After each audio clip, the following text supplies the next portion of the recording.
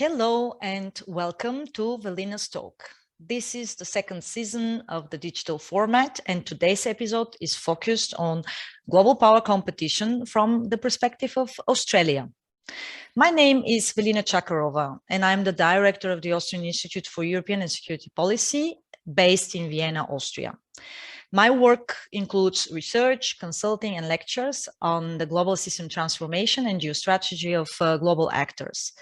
This podcast is produced in partnership with Bharatvarta, India's leading podcast on politics, policy, and culture. So, as we know, the global system has never been as interconnected as it was demonstrated by the COVID-19 outbreak. But global affairs are also at an inflection point. An unexpected manifestation of the pandemic is the bifurcation of the global system, in a way unseen since the Cold War. It begs the question, is the world witnessing the beginning of a new bipolar era of a global power competition, or where are we headed to? My guest today is Major General Mick Ryan from the Australian Army. Major General Mick Ryan has commanded at the troop, squadron, regiment, task force, and brigade levels over the past 30 years. His operational services include serving at East Timor, Iraq, and southern Afghanistan. Major General Ryan has a bachelor's degree in Asian Studies from the University of New England and is a graduate of the Australian Defence Force School of Languages. He is distinguished graduate of the United States Marine Corps Command and Staff College and a graduate of the USMC School of Advanced Warfighting. In 2012, he graduated from the Johns Hopkins University School of Advanced International Studies with a master's in international public policy. And he has a long-standing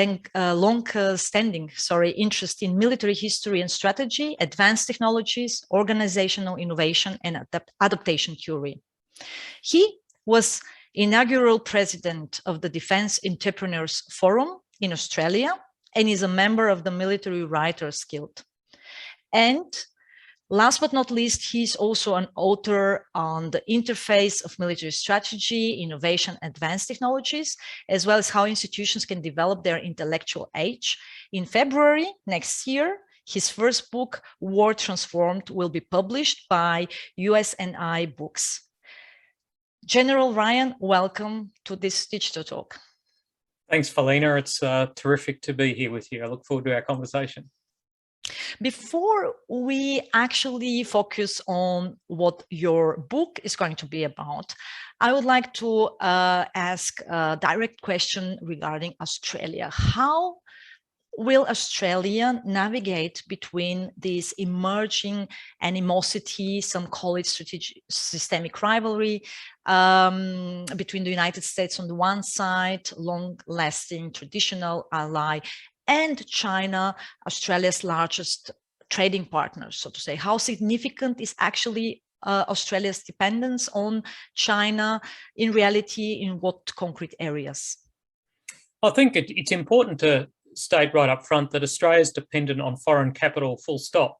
I mean, we're a country that is reliant on an external nervous system of international capital and foreign investment. And if you have a look at not just the equation when it comes to trade, and China is our largest trading partner, but when you look at the full equation of foreign investment, countries like the United States, the United Kingdom, the Netherlands, Canada, Japan are all really significant investors in Australia, indeed bigger investors in Australia than China is. So our trade relationship with China is very important. But it's only part of the story when you look at Australia's overseas relationships when it comes to economics and our ongoing need, as most countries do, to seek foreign investment in a range of industries and services. So they are our biggest trading partner, but we have a lot of other economic partners as well who are very important to us. So it's more or less about kind of having a large portfolio and, not putting all eggs only in one basket, so to say, when it comes to investments and trading partners. But there is also the discussion about reconfiguration of supply chains following the pandemic last year. What is the case in Australia? Does Australia consider a potential reconfiguration of supply chains? Yeah, I think like most countries, COVID-19 firstly demonstrated to us all just how fragile some of our supply chains were, whether it was with protective equipment for hospitals, whether it was vaccines and certain other manufacturers and services. But it also showed that the world trading environment is actually pretty resilient. Ships are still plying the oceans carrying containers between countries. Countries like Australia is reliant on international trade and shipping, and that continued during COVID. So whilst resilience in some services and trade goods has got a lot of attention, there's also a lot of good news stories, I think, in the resilience of many of the other areas of international trade, whether it's with energy and manufacturers and services that don't necessarily need physical movement between nations. So that's my first point. It's not all bad news. But the reality is most countries, I think, have been forced to reassess where things are coming from that they import. And it's not just looking at one country or another. It's just saying, well, what's the supply chain that we're reliant on for really important aspects for our society, whether it's medicines, could well be fertilizers for growing things, it could well be energy, oil or other sources of energy. And countries like Australia have gone, well, boy, a large proportion of our precursors for fertilizer come from a certain country. A large proportion of precursors for medicines also might come from a certain country. Once you know that, you can then make a decision, is that something that we're comfortable with or not? For a lot of countries, they'll say, okay, that's fine, there's nothing we can do about it. But for others, they'll go, well, actually, we may want to diversify sources of precursors or manufacturers or services, and we may want to rely on a certain smaller group of countries for things like telecommunications goods or defence supplies. And Australia has certainly, over the last couple of years, released and been very transparent about industry plans, about supporting Australian industry for shipbuilding, more recently about sovereign missile capability and a range of other manufacturers to say, well, listen, we don't want to rely too heavily on external sources. There are some things we need to be able to do and provide ourselves. We're also very lucky as a country. We produce enough food for about 75 million people in a country of 25. So we also have a lot of resilience internally that we're very fortunate about. And, there's not a lot of countries in the world that are in that position. So it's a fairly complex scenario, and it's not just about a few things where one or two countries dominated supply. I think it's a bigger picture, and we need to look across the board when it comes to trade, manufacturers and services. Now, to put it mildly, the timing of our conversation could not be better regarding the latest geopolitical developments in the world. As we all know, Australia, the United Kingdom, and United States have decided to deepen diplomatic security and defense cooperation, specifically in the Indo-Pacific region. However, there are also other actors that are very, very active in this region right now. On the one side, the European Union launched the Indo-Pacific strategy. India has been very, very active within the quadrilateral format, together with the United States, Australia, and Japan. So what is your take on this new strategic partnership between Australia and the United Kingdom and United States in the context of emerging ad hoc geopolitical actors constellations? Will it have an impact on the Quad or on the transatlantic alliance, also on the relationship with European partners, and if in what sense? I think the just announced Aukus pact is designed to complement a range of security and economic and historical relationships that Australia has with a range of countries. I mean, we have a long-standing defence alliance with the United States and New Zealand, ANZUS. We have a long-standing alliance with the United Kingdom. We have terrific relationships with a range of regional partners. Indonesia is a very close partner for Australia. We have a strategic cooperation agreement with Singapore, Malaysia, Thailand, the Philippines, Korea, Japan, India are all significant relationships for our country. And indeed, of our top 10 economic relationships when it comes to investment and trade, 9 are in the Indo-Pacific region. But we shouldn't forget that we also have a lot of relationships, very important ties to the EU and lots of different European countries. I think there's something like 45,000 Australians of Austrian descent. So it's not to say in any way that the EU or other Asian partners are more or less important. It's all about complementing a range of other very important relationships that we have with countries, and we'll continue to maintain that portfolio of different relationships. But they all matter. They're all very important. And you already mentioned some of the other important partners in the region. So what special role, for instance, could Australia play in this emerging Quad formation with the United States and with Japan, but also specifically with India? Do you see also new substance for the relations between Australia and India? Yeah, I mean, India is a partner for Australia. I mean, we've had Australian officers go to Indian staff colleges for over 100 years. Australian Army officers served in India well before the Second World War. There is a huge Indian diaspora in Australia. So there's a natural relationship there. We're both democracies. We both love cricket. There's a lot of things we share that people may not understand at first glance. The Quad is part of that relationship. It's about free and open Indo-Pacific. There are other elements of that relationship beyond defence, with the amount of Indian and Australian people who go between each other's countries every year, with education, with trade.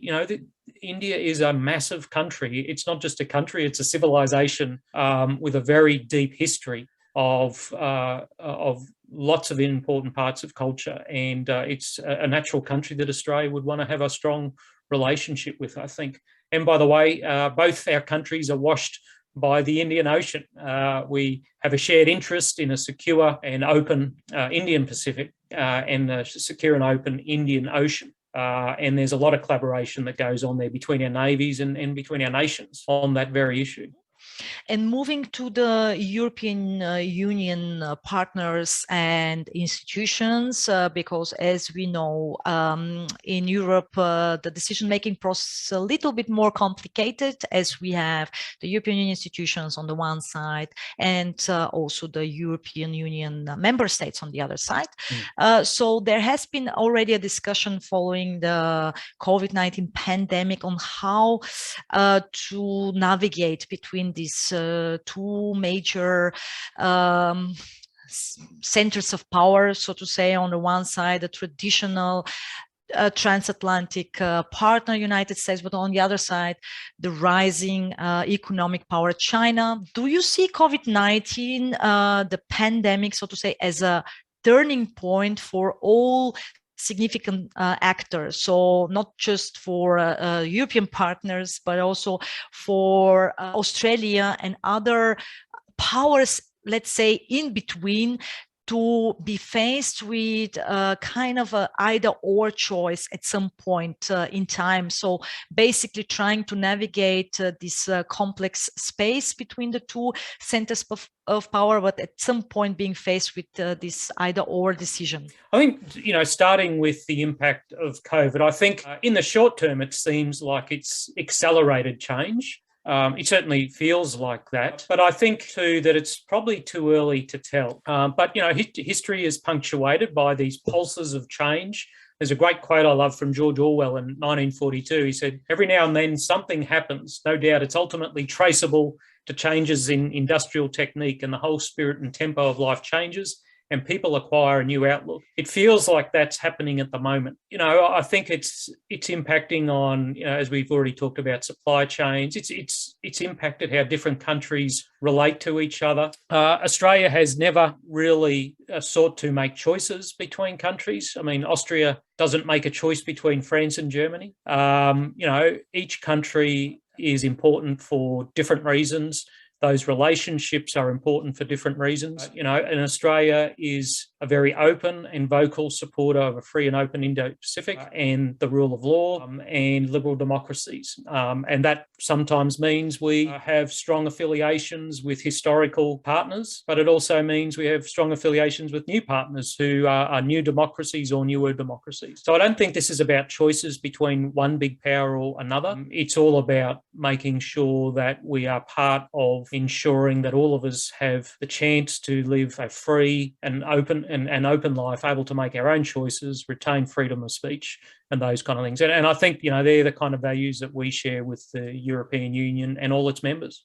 However, there are also regional actors with a different view on the global order,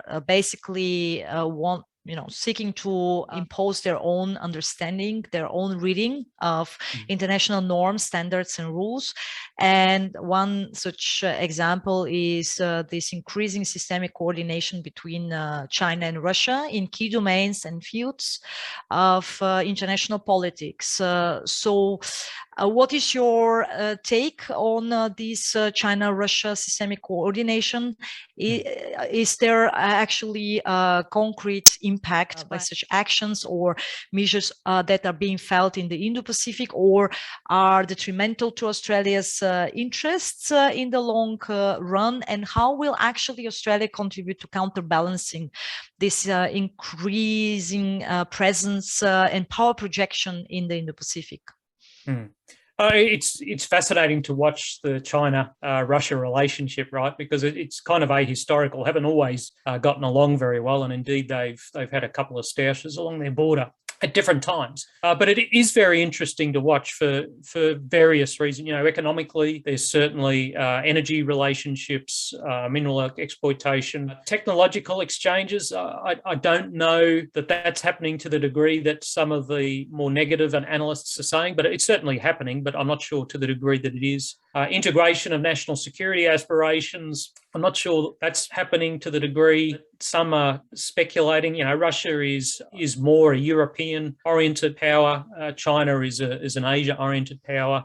It's hard to reconcile those two sometimes. But there's definitely an interesting relationship there. They're both thinking about operating in the 21st century in a way that many of the polities that grew up in the 19th and 20th centuries aren't. They have a different approach to information, to influence, to exerting that influence through non-military ways, but involve the threat of force. I find it fascinating to watch, and there's lessons there for us to learn about thinking about effectively navigating your way as a nation in the 21st century. It doesn't mean we should be copying authoritarian regimes. I wouldn't ever suggest that. But they do view the world differently, and we should understand how they see the world if we're going to interact with them effectively, because at the end of the day, that's what we want, right? We want to be able to work with all nations. I know Australia wants to be able to work with all nations effectively. It doesn't seek conflict.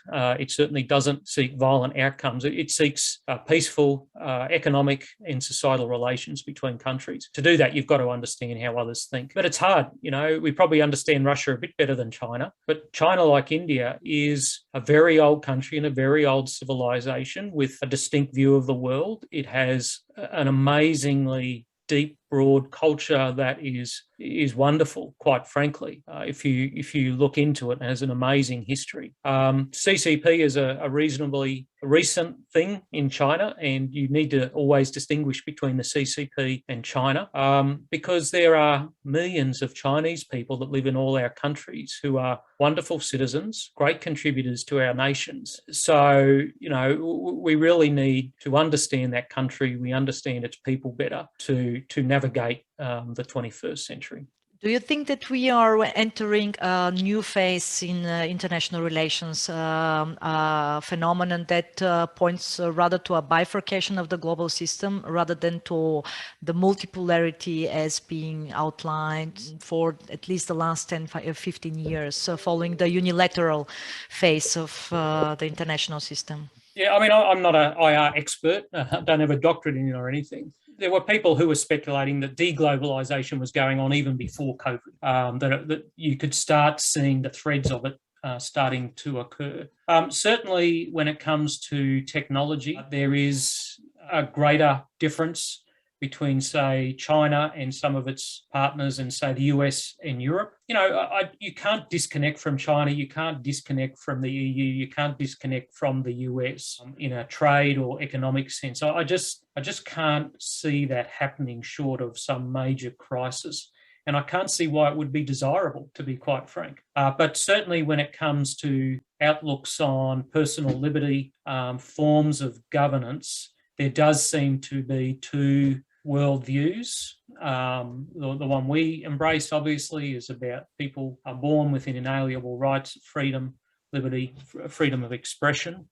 That's not the view of some countries. So I think this is an ideological difference that we're going to see play out over many decades. We've seen that before. This isn't the first time we've seen major differences in ideology. And the real trick is staying connected whilst disagreeing in some of those approaches to how we live. We just can't disconnect. We can't afford a world of two blocks that don't talk, don't interact, don't trade. Know of any government that thinks that's in their interest or in the interest of global security, or in fact, our capacity to work collectively to respond to some of the really big issues, which include climate change. So, for instance, you don't see a scenario in the future, let's say in the next 20, 30 years, of an emergence of a, so to say, Cold War II basically phase in international relations, where more or less there will be two new blocks with their supply chains networks and their, so to say,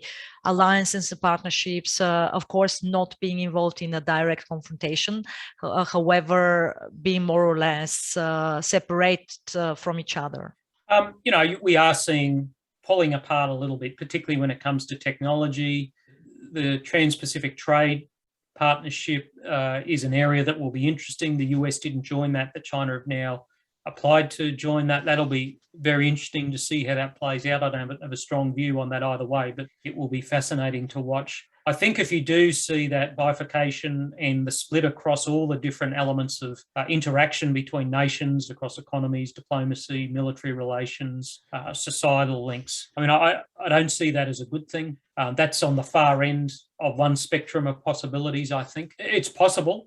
It's certainly possible. But I don't think that's the design that most countries seek. In fact, you saw President Biden today say we don't see a new Cold War. That's not in anyone's interests. And even during the Cold War, which started the late 1940s and went through about 1991, there was always connectivity between the Soviet Union and the United States, whether it was collaboration and warning about exercises or agreements on how they would act in the air or on the sea when there was contact between military forces. Still went to Olympic Games together. There were cultural exchanges. So even if it was that worst end, there's still connectivity. It's in everyone's interest to stay connected. And as I said, climate change is one of those challenges of the future that impacts on everyone. It's coming at us. Every country has a role to play, but it's all about connected action, and ideology is not going to matter in this one. It's all about action, and we've got to be connected and collaborative in doing that, and bifurcation is not going to help. So to sum it up, basically there are fields of cooperation that is very much required for the future of international relations, such as the issues of climate change, but also greening of economies, the green resilience, so to say, health issues, pandemics, fighting future pandemics. Mm-hmm. However, as seen from the point of geopolitics, what are, in your view, the lessons of the pandemic, as well as from the perspective of security and defense interests of the West? Do you expect a shift following the pandemic? Let me just stress that now NATO is already increasingly dealing with also with China at the summits. So is there any anticipation for a shift in the way how the West perceives certain security and defense threats and will pursue certain security and defense interests in the future following the COVID-19 pandemic? Yeah, I mean, I think I mean, we all lived through 2020 and watched on as pretty much every country kind of shut its borders and was every country for itself. And even in the EU, that happened, right? Different countries kind of closed down a little bit to one degree or another. Every country was slightly different in its settings. But, we saw how national sovereignty still matters. I think COVID's kind of brought that out. Nation states still matter. And as important as multilateral organisations are, and they are very important, so are nation states, because nation states can bring different and diverse ideas to those multilateral organisations that are important. We've already talked about resilience and supply chain resilience. I think COVID's kind of brought out some of those issues. So, I won't belabor that point, but it should be a lesson to every country, in particular strategists, policymakers and government leaders. You can still be surprised in the 21st century. And indeed, you might be surprised more often than you would like. Surprise is one of those enduring themes of human existence, whether it's warfare or economics, doesn't matter. The pandemic was largely a massive surprise. I mean, even a year before, you had health organisations saying we don't expect, a pandemic in this time frame. Some predicted it, but not all. So I think nations should understand that, you can do all the planning you want, you can have all the best policy in the world, and something can happen that can overturn that. How are you going to deal with surprises? The next surprise may not be a pandemic. It may be a climate shock. It could be an economic shock. How do we build societies that are resilient towards those shocks? How do we build governance models that can cope with them without automatically reverting to more authoritarian or closed border approaches? They may not work in the future. So, for me, it's the enduring lesson here out of COVID is we're still going to get surprised in the 21st century, and we need to ensure that our governing models are able to cope with those surprises. But what would be the three particular security risks of the future that will keep you awake in the night? There's a few. I think demography is a really interesting one. If you have a look at the last 240 years since the Industrial Revolution, as humans have industrialized in different societies, they've urbanized. As they've urbanized, both genders have got better educated and families have got smaller. Birth rates in most industrial countries now are well below replacement rates. That's just the fact of what happens when people urbanize, get better education. It's more expensive to bring up kids in cities and these kind of things. So you're seeing populations in many countries aging and declining. And indeed, I think the UN projections for countries like China are for significant reductions in population by the end of the century. That's going to put a lot of stress on certain models, whether it's workforce models, whether it's how we care for the old. There's going to be a larger proportion of old people than there's ever been in human history. It's going to change how we house people. So demography is a significant one, and it's going to result in potential mass movement of people from different parts of the world to other parts. That's one. Technology is obviously interesting. That one doesn't worry me as much because we've been through it before. People like Václav Smil have written about the impact of the second industrial revolution. Philip Blum's book, The Vertigo Years, looks at Europe in the 14 years in the lead up to World War I and the sense of bewilderment people felt at the pace of technological and societal change that was going on around them. So technology I guess doesn't keep me awake, but it concerns me, not because we can do things, but not often enough do we ask ourselves, should we do this? And things like autonomous lethal systems. And I think the next big one in about a decade is going to be biological augmentation of human beings and the ethics of doing that. Who should be augmented? Do you de-augment? Is there going to be a haves and have-not human race because of it? So I think technology is the second big one. And then the third big one, and I think it's obvious, is climate change. The IPCC report's only just come out in the last couple of months. It provides very compelling evidence from thousands of scientists around the world about the impacts of human beings on the macroclimate of our world. We need to pay attention to that. And I'm not going to get into individual countries' politics on it. It's hard to get 2 or 3 scientists to agree on anything. When you have thousands around the world all agreeing that this is a thing and it's happening and potentially some elements might be speeding up and some of it might be worse than we anticipated, that is a really serious challenge, and that is going to change how military organisations work, because they're going to have to balance between warfighting and HADR kind of functions more than they might have expected before. It's going to change how humans move across the planet, because some places will become unlivable, either because agriculture is no longer viable or because soil salinity goes up in small Pacific islands. So there's a range of different challenges related to climate change. They're already with us. We're seeing longer and worse bushfire seasons in Australia and in the United States now. So, I think they're the big three for me: demographics, technology, and climate change. Speaking about your concerns over, for instance, interference through reproductive technologies, the movie Gattaca came to my mind from the 90s. Probably our younger audience does not know it, but it's been a really great movie with Ethan Hawke and Uma Thurman, and I can only recommend it because it really deals with the possible consequences of such technologies for the society. And now I would like also to move to your upcoming book. So in February next year, we are expecting your first book, War Transformed: The Future of 21st Century Great Power, Competition and Conflict. Would you like to reveal some details from your book to our audience, so that we also know what it is about, what is your approach, and why we should buy the book?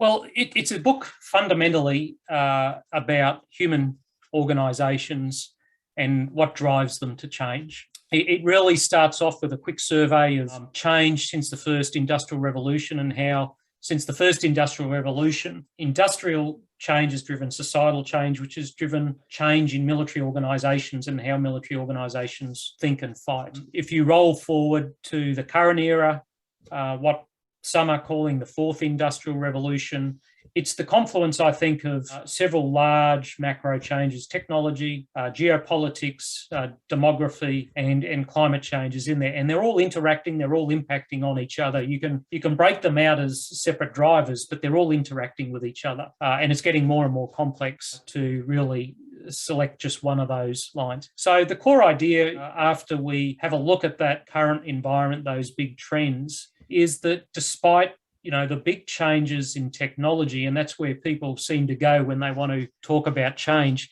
it's actually going to be the combination of new ideas, different organisations, and developing our people that will provide military organisations, but frankly, any kind of organisation, an advantage in the 21st century. So I look at what does the 21st century demand in the way of new ideas, how we think not just about conflict, but about how we organise military organisations. But at heart, and this is the second last chapter, it's about people. How do we think about developing our people? How do we make them more technologically literate? How do we make them better connected? How do we ensure they're able to learn across their whole lifetime so they can keep up with the pace of change? And then I finished the book with some propositions about what I think will be the keys to success for military organisations in the 21st century. You have to read the book to see what they are, but that's the book in a nutshell. It's not designed to be 1,000 pages of dense academic writing. It's about 280 pages.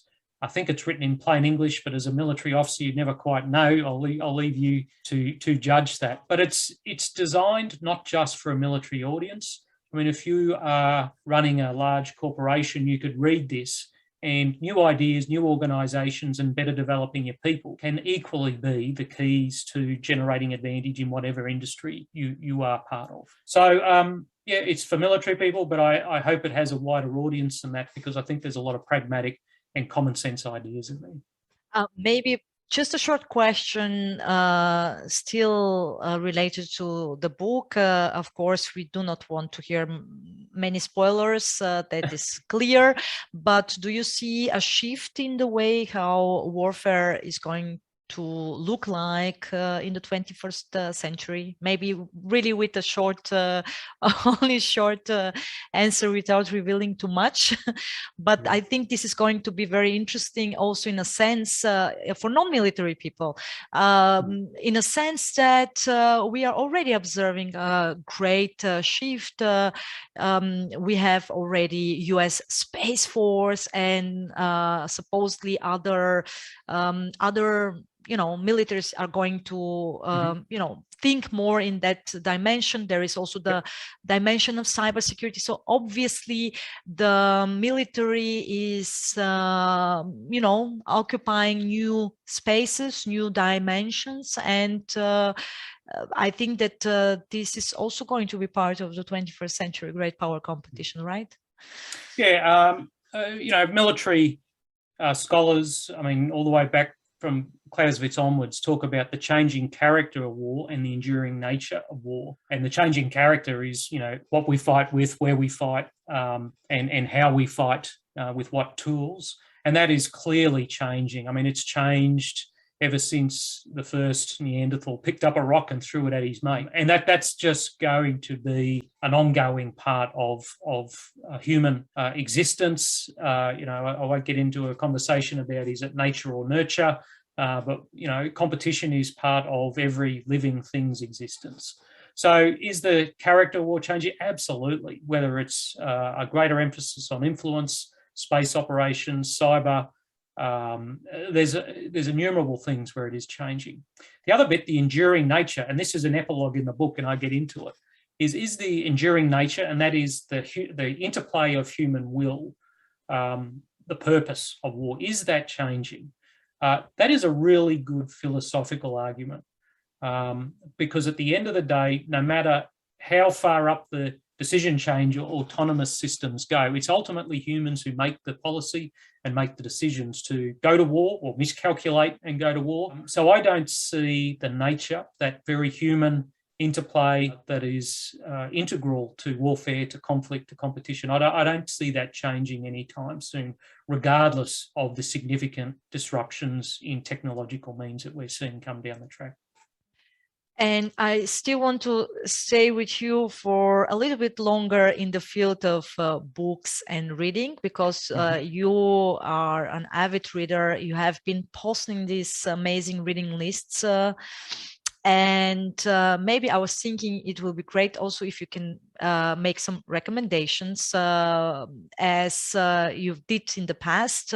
So I think the Modern War Institute has been publishing your reading lists, and you've also pointed to Einstein's quote, who once said, "I have no special talent, only that I'm passionately curious." And I think right now we are also in a situation in a similar situation of of two people being passionately curious. So I'm really curious about your further books recommendations. What are you currently reading? I mean, given that your book has been already published and is actually not only awaiting to be out on the market, what could you recommend us, in a sense that it's obviously not only about your interests in the classic sphere of warfare and military issues, but you have quite of a diverse booking list, I suppose.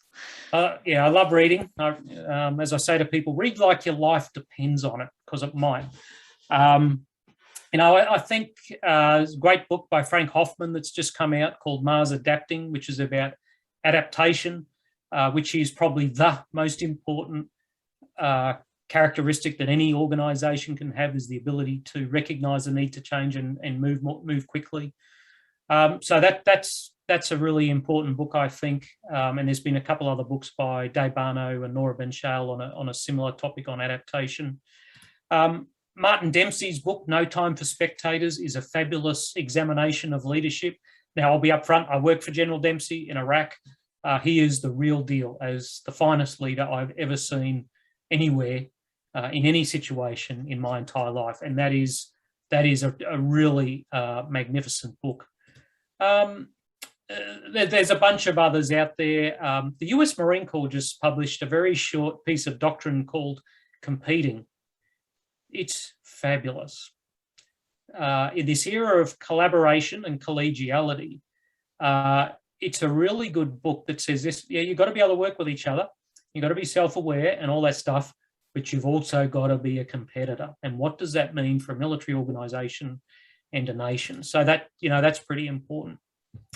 And I guess the final one I'd recommend is, there's a great book I've been reading about time at the moment. I'm just trying to find the name of it here.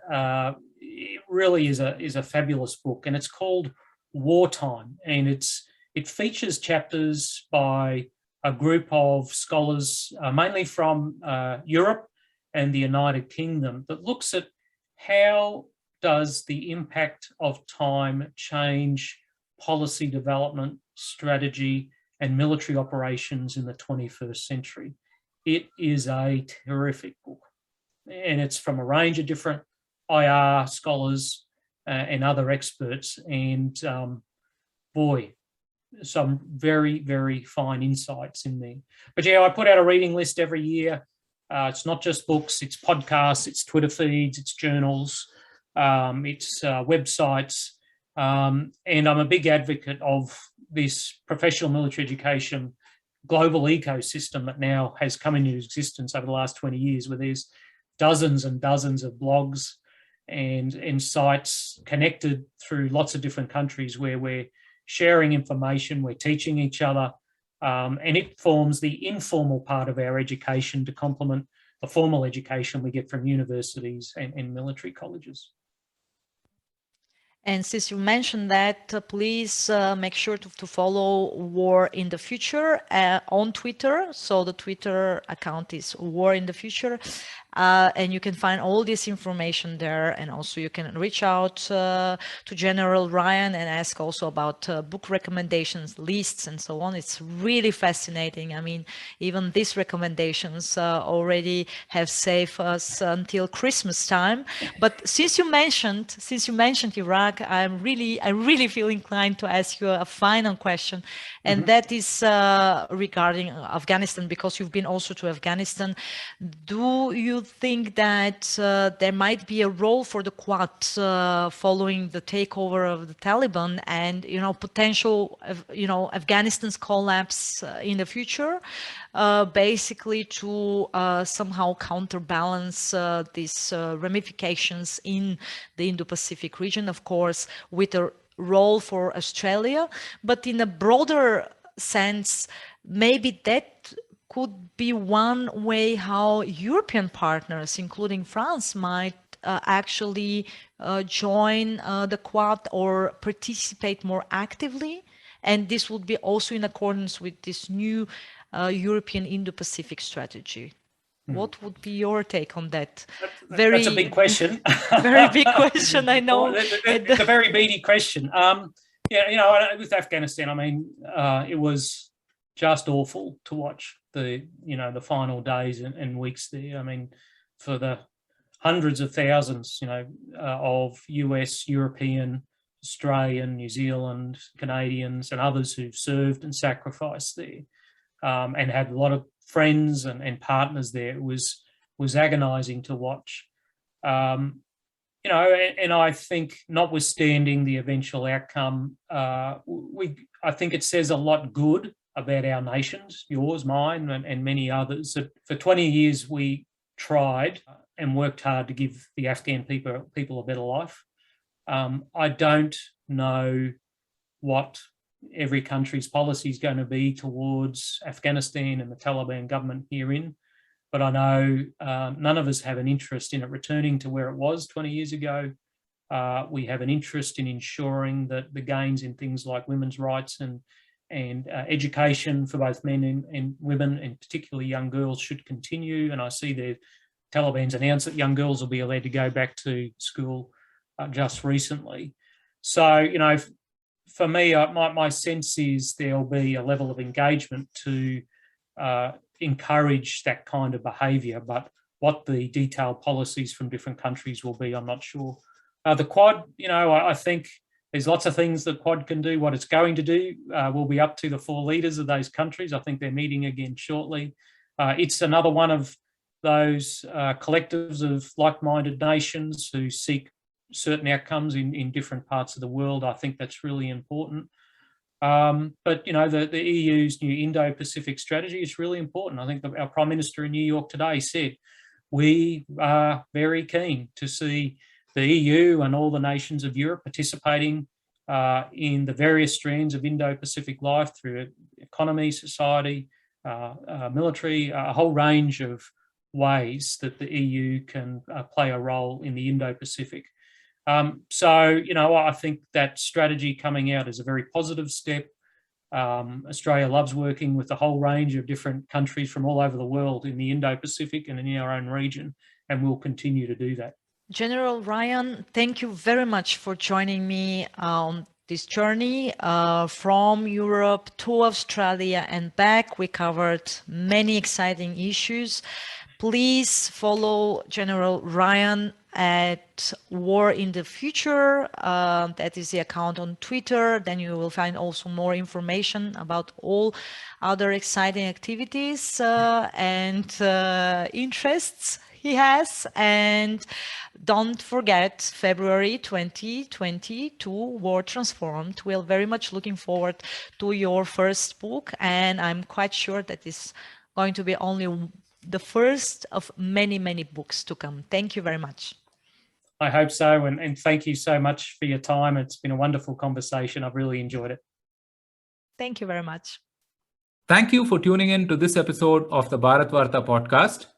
If you want to see more content like this, then don't forget to subscribe to our channel.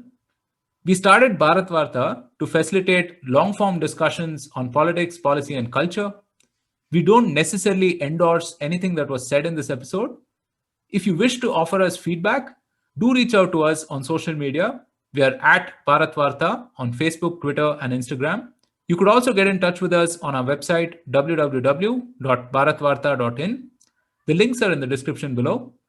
Until next time, stay safe, take care, and Jai Hind.